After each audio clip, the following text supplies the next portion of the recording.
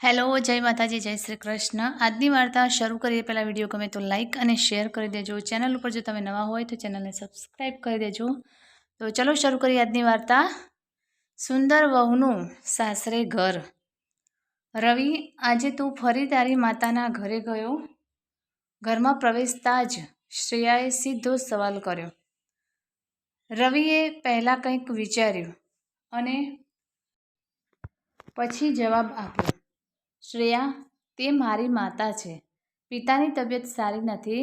માતા હંમેશા ચિંતિત રહે છે। હું તેમનો એકમાત્ર આધાર છું। શ્રેયાને આ વાતોથી પરેશાન નહોતું। શ્રેયાએ ચહેરો બનાવીને કહ્યું, હું એ બધું નથી જાણતી। હું તો બસ એટલું જ ઈચ્છું છું કે તમે એમનાથી છૂટા પડતી વખતે મને વચન આપ્યું હતું કે તારા પરિવારના સભ્યો સાથે તારે કંઈ લેવા દેવા નથી। હું બધું જાણું છું। જ્યારે વહુ કાયદાએ પુત્રને ઘરની બહાર ફેંકી દીધો। દિયા હવે પૈસા કમાવા માટે તેના પુત્રને વારંવાર બોલાવે છે। રવિને ખૂબ ગુસ્સો આવી રહ્યો હતો, પણ ઘરમાં કોઈ મુશ્કેલી ન આવે તે માટે તેણે પોતાની જાત પર કાબૂ રાખ્યો અને કહ્યું, જુઓ શ્રેયા, મારા પપ્પાનું પેન્શનના પૈસા પૂરતા છે અને જ્યાં સુધી ત્યાં જવાની વાત છે તેના માટે મારા સિવાય બીજું કોણ છે? પપ્પા, એમની માંદગીને જોતા એમની સંભાળ રાખવી એ મારી ફરજ છે। એક દીકરો હોવાથી મારી પણ અમુક ફરજ છે। રવિ લાંબા સમય સુધી શ્રેયાને સમજાવતો રહ્યો, પણ શ્રેયા રાજી ન થઈ અને રવિને સોગંદ ખાધા કે તે ક્યારેય તેના માતા પિતાને પૂછ્યા વિના મળવા નહીં જાય। રવિ શ્રેયાના સ્વભાવને જાણતો હતો। જો તમે તેની ઈચ્છા પ્રમાણે ન કરો તો તે ખૂબ જ ગુસ્સે થઈ જાય છે અને ડિપ્રેશનમાં આવી જાય છે। એટલી હદે કે તે આત્મહત્યા પણ કરવાનું વિચારી લે છે। રવિએ પણ આ શરત સ્વીકારી લીધી, પણ તેનું હૃદય હંમેશા તેના માતા પિતા માટે ઝંખતું હતું। તેને હજુ પણ યાદ છે કે કેવી રીતે તેના પિતાએ તેને શિક્ષિત કરવા અને રવિની દરેક ઈચ્છા પૂરી કરવા માટે પોતાના જીવનનું બલિદાન આપ્યું હતું। એટલી હદે કે તેણે રવિને તેના સંબંધીઓના દબાણને શરમાવ્યા વિના તેની પસંદગીની છોકરી સાથે લગ્ન કરવાની મંજૂરી આપી હતી। પરંતુ લગ્નના 2 મહિના પછી શ્રેયા વચ્ચે ઝઘડો થયો અને તેણે તેનાથી અલગ થવાનું નક્કી કર્યું।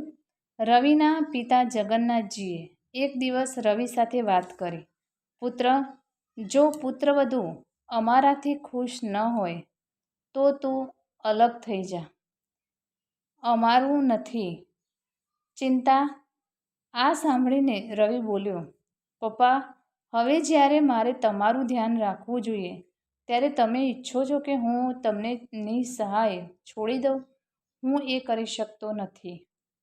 રવિની માતા શાંતિજીએ કહ્યું, દીકરો સાચો છે। જો તમે તમારી વહુને સમજાવશો તો તે પણ ધીમે ધીમે સંમત થશે। તમારી તબિયત સારી નથી। જગન્નાથજીએ શાંતિને ચૂપ કરી અને કહ્યું, તમે કેવી રીતે વાત કરો છો? તે નવા જમાનાની આધુનિક છોકરી છે। આજકાલ દરેક વ્યક્તિ પ્રાઇવસી ઈચ્છે છે। એમને જવા દો। દીકરા રવિ, તું તારી વહુને જ્યાં જવું હોય ત્યાં લઈ જા, અમારી ચિંતા ના કર। ટેરેસ પર એકલો ઊભો રહીને રવિ આ બધું વિચારી રહ્યો હતો। એટલામાં ફોન રણક્યો। મા બીજી બાજુ હતી। તેનો અવાજ કંપી રહ્યો હતો, દીકરા રવિ, મને ખબર નથી કે તારા પપ્પાને શું થયું છે। હું તેને ઘરે લઈ જાઉં છું, હોસ્પિટલ, તમે જલ્દી આવો। રવિ બોલ્યો, મા ચિંતા ના કર, હું તરત પહોંચી જઈશ। આટલું કહી રવિ ઝડપથી નીચે આવ્યો અને ચપ્પલ પહેરવા લાગ્યો. શ્રેયાએ રવિને ક્યાંક જવા માટે તૈયાર થતો જોયો. રવિ, તું ક્યાં જાય છે? આટલી મોડી રાત્રે કોણે ફોન કર્યો હતો? રવિની આંખોમાંથી આંસુ છલકાવા જ હતા અને તેણે કહ્યું, શ્રેયા, પપ્પાની તબિયત બહુ ખરાબ છે. મારે જવું પડશે. માં તેને હોસ્પિટલ લઈ ગયા. શ્રેયાએ ગુસ્સામાં કહ્યું, રવિ, મેં તને કહ્યું હતું કે તું તેને મળવા નહીં જાય. ઠીક છે, તું જા, પણ તું પાછો આવીશ ત્યારે તને તારી પત્ની જીવતી નહીં મળે. રવિએ તેની સામે આજીજી કરી અને કહ્યું, શ્રેયા, આજે મને જવા દો. એકવાર પપ્પા સ્વસ્થ થઈ જશે તો હું તારી સંમતિ વિના ફરી ક્યારેય મળવા જઈશ નહીં. પણ શ્રેયાનો ગુસ્સો ચરમસીમાએ હતો. રવિ વારાફરતી જીવન અને મૃત્યુનો સામનો કરી રહ્યો હતો. એક તરફ તેની ફરજ તેને બોલાવી રહી હતી, બીજી તરફ તેનો પ્રેમ તેને તેની ફરજ નિભાવતા રોકવા મરવા પણ તૈયાર હતો. શ્રેયા, જો તારે મરવું છે તો મરી જા. હું મારા પપ્પાને આ હાલતમાં છોડી શકતો નથી. આ વિચાર રવિના મનમાં વારંવાર આવતો હતો, પણ તે તેના માટે મોઢું ખોલી શકતો ન હતો. શ્રેયાએ ખરેખર કંઈક ખોટું કર્યું હોત તો આ વિચારીને તે ચૂપ રહ્યો. રવિએ ઝડપથી તેના બે ભાઈઓને રાહુલને બોલાવ્યા. રાહુલ, મારો ભાઈ, હું ક્યાંક અટવાઈ ગયો છું. મારા પિતા હોસ્પિટલમાં છે અને તમે તેમની પાસે જાઓ અને મને કહો કે તમને ગમે તેટલા પૈસાની જરૂર હોય, હું મોકલીશ. અને કૃપા કરીને દર કલાકે મને ફોન કરો અને તેમની સ્થિતિ વિશે જણાવો. આ સાંભળીને રાહુલ બોલ્યો, ભાઈ, ચિંતા ના કરો, હું હવે પહોંચી જઈશ. અને પૈસાની ચિંતા ન કરો, હું બધું સંભાળી લઈશ. રવિની આંખમાંથી આંસુ વહી રહ્યા હતા, પણ શ્રેયા તેની પરવા કર્યા વગર રસોડામાં કામે લાગી ગઈ. રવિ તેના બેડરૂમમાં ગયો અને તકિયામાં મોઢું છુપાવીને રડતો રહ્યો. થોડીવાર પછી તેણે રાહુલને ફોન કર્યો, પણ રાહુલનો ફોન કામ કરતો ન હતો. રવિ વધુ બેચેન થઈ ગયો અને પછી તેને ખ્યાલ આવ્યો કે પપ્પા કદાચ આઈસીયુમાં હશે. ફોન ત્યાં જ બંધ કરવો પડશે. આ રીતે તે પોતાની જાતને સમજી ગયો હતો. થોડીવાર પછી શ્રેયા આવી અને પલંગની એક બાજુ મોઢું ફેરવીને સૂઈ ગઈ, જાણે રવિ કોઈ ગુનો કરવાનો હતો. પણ શ્રેયાએ તેને પકડી લીધો. થોડીવાર પછી તેણે રાહુલને ફોન કર્યો, પણ રાહુલનો ફોન કામ કરતો ન હતો. રવિ વધુ બેચેન થઈ ગયો અને પછી તેને ખ્યાલ આવ્યો કે પપ્પા કદાચ આઈસીયુમાં હશે. ફોન ત્યાં જ બંધ રાખવો પડશે. આ રીતે તે પોતાની જાતને સમજી ગયો હતો. થોડીવાર પછી શ્રેયા આવી અને પલંગની એક બાજુ મોઢું ફેરવીને સૂઈ ગઈ, જાણે રવિ કોઈ ગુનો કરવાનો હતો. પણ શ્રેયાએ તેને પકડી લીધો. થોડીવાર પછી એણે ફરી રાહુલને ફોન કર્યો, પણ કોલ ન ગયો. રવિ બહુ બેચેની અનુભવી રહ્યો હતો અને એના હાથ પગ ઠંડા થઈ રહ્યા હતા. એ પોતાની જાતને કોસતો હતો. શા માટે એ શ્રેયાને પ્રેમ કરતો હતો અને આજ સુધી એ એની વાત માનતો રહ્યો. તેણીએ જે પણ કહ્યું તેની પરવા ન હોવા છતાં દરેક આગ્રહ.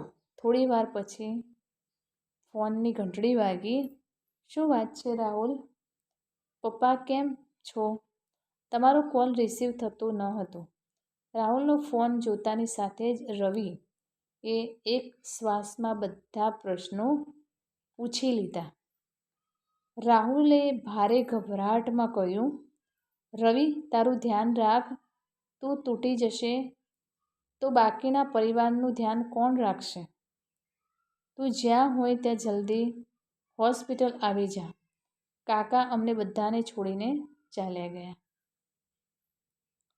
રવિના આ સાંભળતા જ તેના પગ નીચેની જમીન સરકી ગઈ. શું થયું કે તે હમણાં જ તેને સાંજે મળ્યો હતો. કાશ તે તેની અંતિમ ક્ષણોમાં તેના પિતા સાથે હોત. તે જોર જોરથી રડવા લાગ્યો. તેનો અવાજ સાંભળીને શ્રેયા જાગી ગઈ. ઊભી થઈને પૂછવા લાગી, શું વાત છે રવિ? તું કેમ રડે છે? રવિએ તેને ઠપકો આપતા કહ્યું, બધું જ સમાપ્ત થઈ ગયું છે શ્રેયા. મારા પપ્પા પણ મને કદાચ તારો સંબંધ પણ મારી સાથે છે. આટલું કહી તે રૂમની બહાર નીકળી ગયો. શ્રેયાની આંખોમાંથી ટીમ્પું ટીમ્પું આંસુ વહી રહ્યા હતા. શું રવિ હવે તેને નફરત કરવા લાગશે કે પછી તે તેને છોડી દેશે? આ વિચારીને તે રડી રહી હતી. બીજે દિવસે રવિના પપ્પાના ઘરે બધા સગા એકઠા થયા હતા. રવિ એક ખૂણામાં ચૂપચાપ બેઠો હતો. પછી શ્રેયા ત્યાં આવી. તેણે રવિને જોયો, પણ જાણે રવિ હોશમાં ન હોય એવું લાગ્યું. પછી તે તેની સાસુને મળી. તે રડવા લાગી. તેના રડવાનો અવાજ સાંભળીને રવિએ એકવાર તેની તરફ જોયું અને નજર ફેરવી લીધી. રવિએ ભારે હૈયે તેના પિતાને છેલ્લી વિદાય આપી. આજે તેના પિતાના અવસાનને 5 દિવસ થયા હતા. 5 દિવસ શ્રેયા પણ ત્યાં જ રહી હતી. પણ રવિએ શ્રેયા સાથે એક પણ વાર વાત ન કરી. આ વાત શાંતિજીને કહી હતી. સારી નોંધ લેતી હતી. બીજા દિવસે જગન્નાથજીના 13મા દિવસે શાંતિજીએ રવિ અને શ્રેયાને એક રૂમમાં બોલાવ્યા. રવિ શ્રેયાને જોઈને ઊભો થઈ જવા લાગ્યો. દીકરા, મારી વાત સાંભળ. મેં વહુને વાત કરવા માટે બોલાવી છે. પણ મારે વાત કરવી નથી મમ્મી. પપ્પાની વાત માનીને હું અલગ થઈ ગયો, પણ હવે હું તારી સાથે રહીશ. તમે ગમે તેટલું કહો, હું ક્યાંય નહીં જાઉં અને તેને જ્યાં જવું હોય ત્યાં જવા દે. આ સાંભળીને શ્રેયા રડવા લાગી. શાંતિજીએ તેને ચૂપ કરીને કહ્યું, દીકરા, તારા પપ્પાએ આ 2 પત્ર તારા બંનેના નામે છોડી દીધા હતા. એક તારા માટે અને એક તારી વહુ માટે. જાણે પિતાને મળવાનો મોકો મળ્યો હોય તેમ રવિએ ઝડપથી માતાના હાથમાંથી પત્ર લઈ લીધો. એ પત્રમાં લખ્યું હતું, દીકરા, હું જાણું છું કે વહુ આપણા બંને સાથે રહેવા માંગતી નથી, પણ હું જાણું છું કે મારા ગયા પછી તું માને એકલી નહીં છોડે. હું તારી પાસેથી એક વચન લેવા માંગુ છું કે આના કારણે ઘરમાં ફરી કોઈ મુશ્કેલી ન થવી જોઈએ.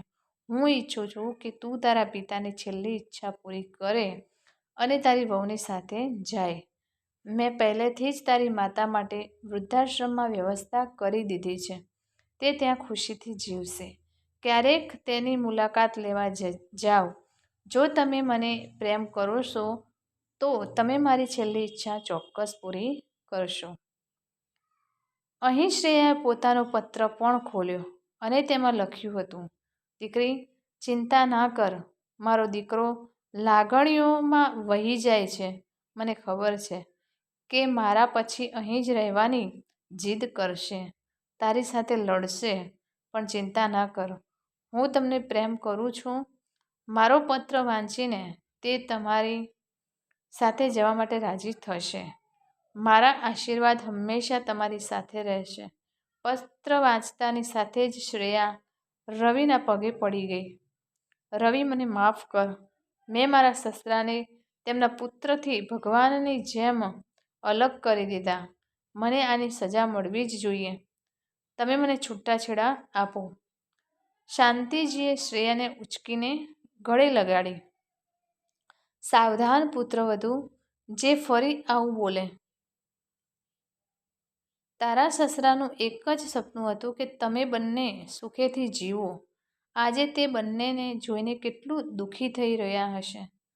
તમે શ્રેયા શાંતિજીના પગે પડી. માતા, હવે હું હંમેશા તમારી સાથે રહીશ.